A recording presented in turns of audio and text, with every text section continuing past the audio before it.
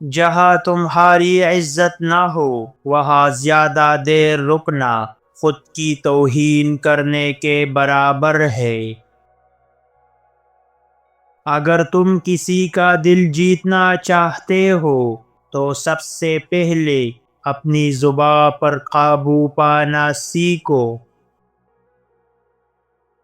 جو شخص اپنی ناکامیوں کا ذمہ دار دوسروں کو ٹھہرائے وہ کبھی کامیاب نہیں ہوتا۔ جس کام میں دل نہ لگے اس میں وقت ضائع کرنا عقل مندی نہیں۔ غصہ عقل مند کو بے وقوف بنا دیتا ہے اور صبر بے وقوف کو بھی عقل مند بنا سکتا ہے۔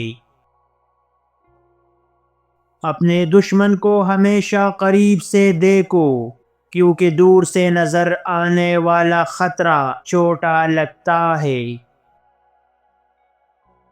سچی دانشمندی یہ ہے کہ تمہیں معلوم ہو کہ کب بولنا ہے اور کب خاموش رہنا ہے۔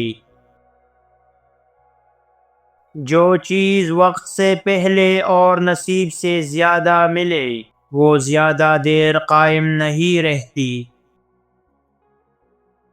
طاقت کا مطلب دوسروں کو دبانا نہیں بلکہ اپنے جذبات پر قابو پانا ہے۔ دنیا میں سب کچھ بدل سکتا ہے مگر ایک دھوکہ دینے والا شخص کبھی نہیں بدلتا۔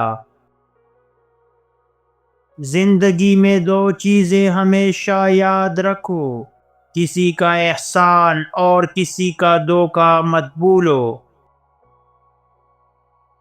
جو بات تمہارے حق میں نہ ہو وہ خاموشی سے سہ لو مگر وقت آنے پر جواب دینا مت بھولو۔ جو شخص ہر کسی کو خوش کرنے کی کوشش کرے وہ آخر میں خود سب سے زیادہ پریشان رہتا ہے۔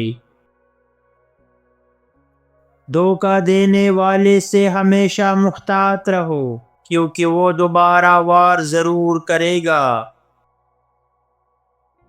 سب سے بڑی دانشمندی یہ ہے کہ تم دوسروں کے کھیل کو سمجھ کر اپنا کھیل کھیلنے لگو۔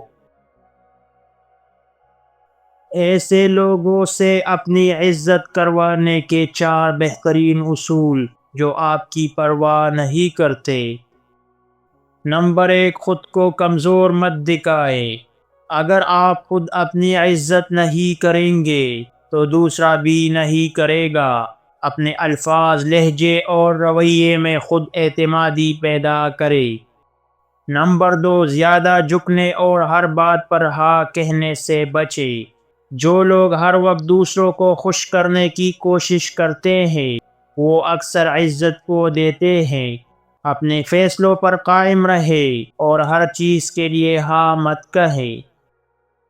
نمبر 3، عزت کا مطالبہ نہیں بلکہ اس کا حق لے۔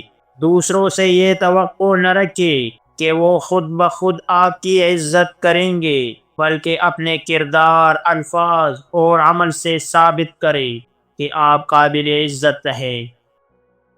نمبر 4، خاموشی میں طاقت ہے، کم بولے زیادہ عمل کرے۔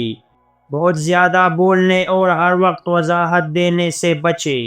خاموشی، سنجیدگی اور باوقار رویہ اکثر دوسروں کو مجبور کرتا ہے کہ وہ آپ کو اہمیت دے۔